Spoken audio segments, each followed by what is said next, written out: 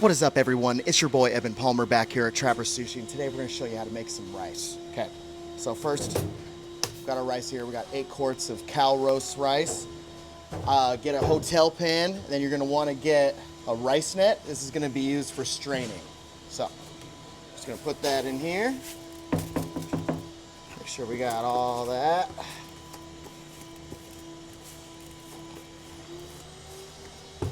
Okay.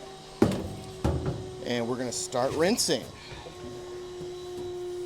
So make sure you got cold water. You don't want to use warm water, lukewarm water. You want to use cold. If you use warm water, you're gonna start cooking it prematurely. It's not good. So, and what I'm gonna do now is I'm gonna start filling this up here and massaging every single grain one by one. I'm just kidding. Every single one gets a full spa treatment. So, just kind of not being firm with it, but, you know, being very delicate. And just sifting your hands through there. Getting all that cloudy, starchy stuff out of there. Any impurities. See how cloudy that is? All right. And grab your rice net here.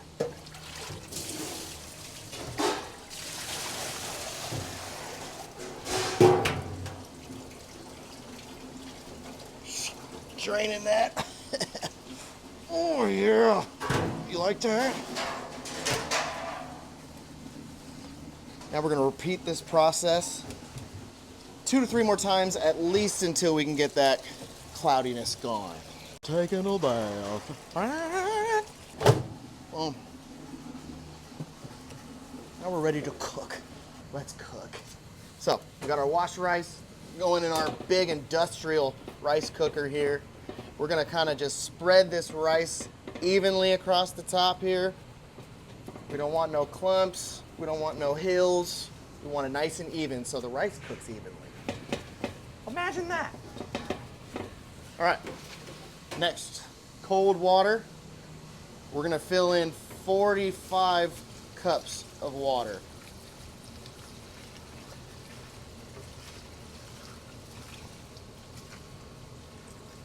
Okay, we got some lines in here. Hit it right to the 45 mark. Boom, I'm back. All right, next. Lid on, make sure that this is sitting nice and flush because if it's tilted, it won't cook. All right, get the gas rolling, ignite it. Boom. All right, 50 minutes, you got perfect rice ready to mix. What is up, everyone? We're back here at Trappers. We just got our cooked rice ready. I got my CEO here, Farrah. We're gonna be going over how we mix the rice and all the cool stuff that goes into it. Yeah. Farrah, take it away. All right, so doing a celebrity shot here, just talking about how we're gonna mix this rice. There's actually a pretty important science to mixing the rice in order for it to be compliant with food safety, and I'll kind of explain that as he starts mixing it in. So what he's gonna do first is he's gonna cutting the rice. So he's making sure that all the steam is evenly distributed and is getting out of all the pockets of rice. We make very large quantities at this time, in this location, so it's really important that all of it gets blended evenly. Smaller batches are a little bit easier to break apart, but this does take some time to do. You want to get it at a good spot where it's at right now, and then he's going to add the vinegar. And how many quarts of vinegar are you using? 6 cups. 6 cups of vinegar, okay. So for here at Trappers, we do get our rice vinegar manufactured through a company, through our vendor, and they make it. It is our recipe, but any rice vinegar at home, that you can buy it in store, you can make it at home. It's primarily just sugar, distilled vinegar, and a little bit of salt. So you can find various recipes, but ours is secret, so I'm not going to tell you what that is. All right, so he's just fanning out. He fanned out the rice, and now he's just dumping the vinegar on the paddle. The reason why he's doing this is because then the vinegar is not going to shoot straight down to the bottom of the bowl. Doing it on the platter or the paddle, it makes it just kind of more evenly distributed and kind of like raindrops coming down instead of just, like I said, just shooting a straight line to the rice. All right, so now he's just mixing.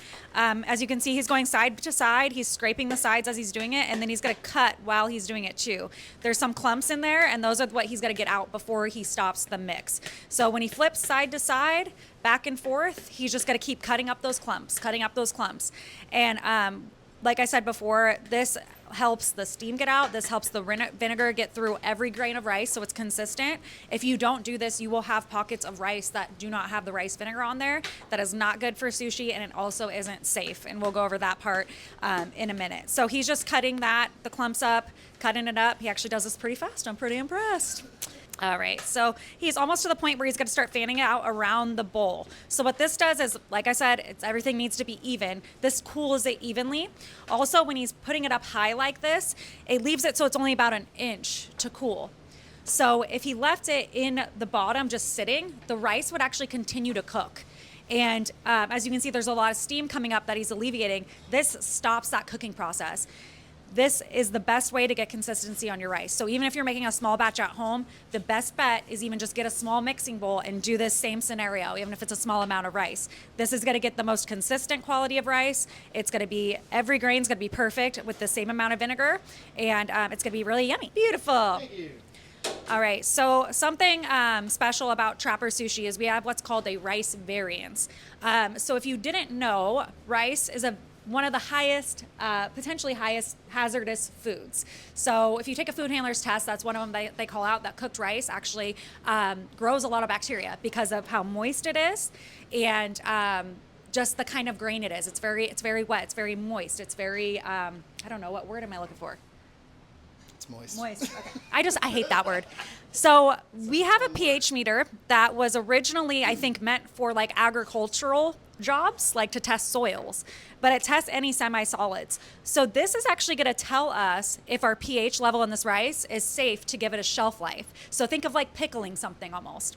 So if we didn't have this variance, we would have to throw this rice away every 4 hours. 4 hours is the time is control window that you can leave something out at room temperature and it will not grow bacteria. As soon as it hits 4 hours though, it has to throw away. So a lot of sushi restaurants, they have to plan their rice very strategically, and they probably waste a lot too if they're following the health code.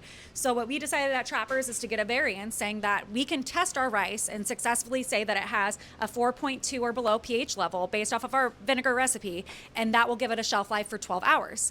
So not only is it better for planning for the busy day, it allows us to be able to keep up with the demand of our business as well as be more productive with our cost of goods and our time, because we can get ahead of rice before a crazy dinner shift and we don't have to worry about throwing it away. So Eben's going to do the process. What he's going to do is he's going to just turn on the probe and just stick it right on the side of the rice. He's actually going to test 4 spots of the rice. So he's putting at 4.1 there. That's lower than 4.2, so we're good. In this spot, he's at a 3.97. Good. This spot, he's at a 4.01. He's going to do one more. And he's at a 4.08.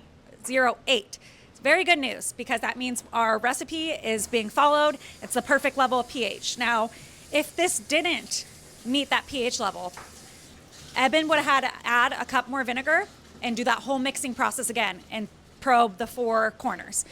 This ensures safety for our customers and that we're compliant with health code.